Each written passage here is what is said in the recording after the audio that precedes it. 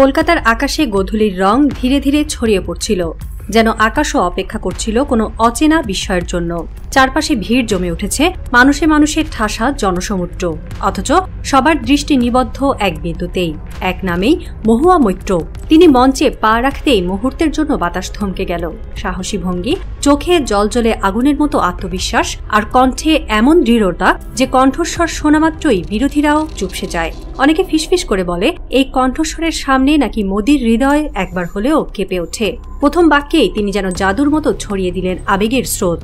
শচীন দেব বর্মনের গানটা শুনেছেন তো? বাংলা মায়ের কোল, আমাদের শেকড় কিন্তু সেখানেই। মুহূর্তেই নিস্তব্ধ ভিড় আলোড়িত হলো আবেগে। কারো চোখে জল চিকচিক করছে, কারো ঠোঁটে ফুটে উঠল চাপা হাসি। বিভক্তির দেয়াল যেন এক নিমেষে গলে গেল। কলকাতার সেই বিকেল তখন রূপ নিল এক ঐতিহাসিক মুহূর্তে, যেখানে এক নারীর সাহসী কণ্ঠস্বর দুই বাংলার কাঁটাতার মুছে দিয়ে আবারও আঁকল এক পুরনো মানচিত্র, রক্তমাংসে ভেজা এক অভিন্ন বাঙালিয়ানার প্রতিচ্ছবি। বাংলার ভাষা, বাংলার গান, এই দুই আমাদের শেকড়। মহুয়া যখন বললেন বাংলাদেশ সবসময় ভারতের সবচেয়ে ঘনিষ্ঠ বন্ধু ছিল, তখন যেন ভারতীয় রাজনীতির গণ্ডির ভেতরে অচেনা এক আবেগ ছড়িয়ে পড়ল।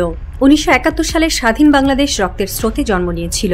ভারত ছিল তার প্রধান সহযাত্রী, কিন্তু স্বাধীনতার পর কালের স্রোতে সেই সম্পর্ক রাজনীতির ঝড়ে অনেকবার ভেঙেছে, মেরামত হয়েছে, আবার দোদুল্যমান থেকেছে। তবু মানুষের ভেতরের বন্ধন কখনো হারায়নি। মহুয়ার কণ্ঠে সেই সত্যি আবারও প্রতিধ্বনিত হল। সরকারের সঙ্গে টানাপোড়েন হতে পারে, কিন্তু সাধারণ মানুষ, তারা তো আমাদের ভাই বোন। তার চোখে মুখে তখনও মমতা ভরা দীপ্তি, যেন তিনি বলছিলেন রাজনীতি আসবে যাবে, কিন্তু ভালোবাসার এই বন্ধন চিরকাল থাকবে। কিন্তু এই আবেগময় ইতিহাসের বিপরীতে দাঁড়িয়ে আছে আজকের ভারতীয় রাজনীতি। বিজেপি শাসনে বারবার উঠে এসেছে ডেমোগ্রাফিক থ্রেট শব্দবন্ধ। মহুয়া মৈত্র সোজাসাপটা ভাষায় বললেন, এটি আসলে ভয় দেখানোর রাজনীতি, বিভাজনের কার্ড। তিনি দৃঢ় কণ্ঠে বলেন, এর প্রকৃত অর্থ হল হিন্দু রাষ্ট্রের স্বপ্ন, যেখানে মুসলমান কিংবা সংখ্যালঘু কাউকে দেখা গেলেই তাকে অপমান, বঞ্চনা বিতরণ করতে হবে। তার কথায় ঝলসে উঠল ক্ষোভ, কিন্তু ভিড়ের মধ্যে ছড়িয়ে পড়ল গভীর বেদনা। কারো চোখে তখন অশ্রু, কারো মনে আতঙ্ক। এ কেমন ভবিষ্যৎ গড়তে চাইছেন শাসকরা? মহুয়া শুধু তত্ত্ব বললেন না, দিলেন বাস্তব উদাহরণও। গুরগাঁও, হরিয়ানা, রাজস্থানের ঘটনা টেনে আনলেন তিনি। সেখানে বাংলাভাষী মানুষ কথা বললেই সন্দেহ করা হয়, আর যদি সেই মানুষ মুসলমান হন তবে পরিস্থিতি ভয়াবহ। বিজেপির নেতারা বাংলাদেশিদের নিয়ে এমনভাবে প্রচারণা চালাচ্ছেন যেন তারা সবাই অসভ্য, অশিক্ষিত, খারাপ। তিনি থেমে বললেন, ভয় দেখিয়ে রাজনীতি করা যায়, কিন্তু ভালোবাসা দিয়েই মানুষকে জয় করা যায়। ভিড় তখন আর শুধু দর্শক ছিল না, যেন তারা নিজেরাই দাঁড়িয়ে গিয়েছিল মহুয়ার পাশে। বাংলাদেশ ভারতের জন্য কেবল একটি প্রতিবেশী দেশ নয়, কৌশলগতভাবে সবচেয়ে গুরুত্বপূর্ণ বন্ধু। সীমান্ত, পানি, বাণিজ্য, নিরাপত্তা, সব ক্ষেত্রেই বাংলাদেশের সঙ্গে ভারতের যোগসূত্র গভীর। মহুয়া তার বক্তব্যে বারবার এই সম্পর্কের কথাই স্মরণ করালেন। তিনি বললেন, বাংলাদেশিরা আমাদের পরিবারেরই অংশ। এই উচ্চারণে ভিড় থেকে কেউ অশ্রুসিক্ত কণ্ঠে সায় দিল। এটি কেবল আবেগ নয়, বরং বাস্তবতার প্রতিফলন। ভারতের অর্থনীতি, তার উত্তর পূর্বাঞ্চলের নিরাপত্তা, এমনকি সাংস্কৃতিক বন্ধন, সবই বাংলাদেশ ছাড়া অসম্পূর্ণ। মোদী সরকারের প্রচারণা যখন বাংলাদেশকে হুমকি হিসেবে দেখাচ্ছে, তখন মহুয়ার কণ্ঠে উঠে এলো ভিন্ন চিত্র। তিনি এমন ছবি আঁকলেন যেখানে দুই বাংলার মানুষ আলাদা হলেও হৃদয়ের বন্ধন অটুট। তিনি যেন মনে করিয়ে দিতে চাইলেন, যে নদী ভাগ হয়ে গেছে তার স্রোত কিন্তু একই থাকে। এই বক্তৃতার মূল মুহূর্ত ছিল এখানেই। মহুয়ার প্রতিটি শব্দ যেন বিজেপির প্রচারণার মুখোশ টেনে ছিঁড়ে ফেলছিল। তিনি সরাসরি আক্রমণ না করলেও তার প্রতিটি বাক্য যেন মোদী সরকারের দিকে তীর ছুটছিল। সংবাদ মাধ্যমে শিরোনাম হল, মোদীর ধুতি খুলে দিলেন মহুয়া। তিনি দেখিয়ে দিলেন বিজেপির আসল কৌশল, বিভাজন, হিন্দুত্ববাদ, সংখ্যালঘু বিদ্বেষ। তার উচ্চারণে ছিল তীব্র ব্যঙ্গ, কিন্তু ছিল গভীর আবেগও। তিনি দাঁড়িয়ে বললেন, বাংলাদেশকে দানব বানানো যাবে না। তাদের সঙ্গে খারাপ ব্যবহার মানে নিজেদের শেকড় অস্বীকার করা।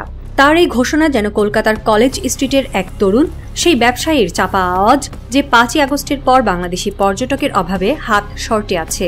ওরা আমাদের ভাই বোন, কেন আমাদের এত বড় ক্ষতি করল মোদী? মহুয়ার বক্তব্যকে কেবল আবেগের চশমায় দেখলে বড় ভুল হবে। আসলে এটি ছিল এক নিখুঁত কূটনৈতিক বিশ্লেষণ। তার ইঙ্গিত স্পষ্ট, বাংলাদেশ ভারতের নিরাপত্তা, বাণিজ্য এবং আঞ্চলিক প্রভাবের মূল চাবিকাঠি।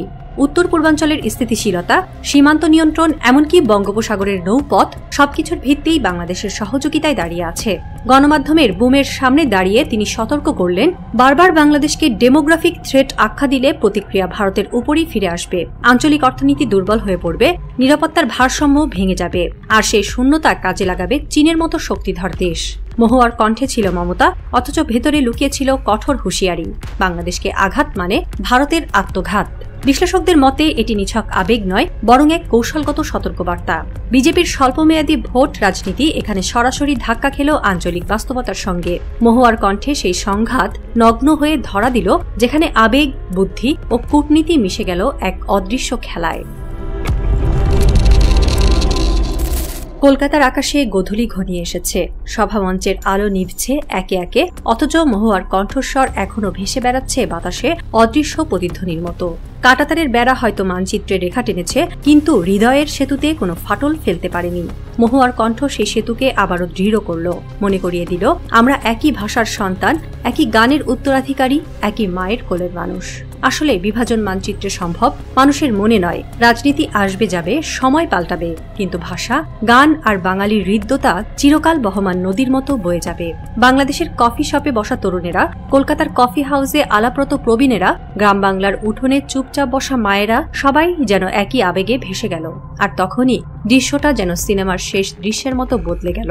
ঢাকার আকাশে কালো মেঘ জমল, কলকাতার গলিতে নিঃশব্দে ঝরে পড়ল কদম ফুল। প্রকৃতিও সেই দুই শহরের ভিন্নতা মিলিয়ে এক করে দিল মুহূর্তের জন্য। আবেগের অদৃশ্য বৃষ্টিতে বাঙালির চিরন্তন ভালোবাসার স্রোতে।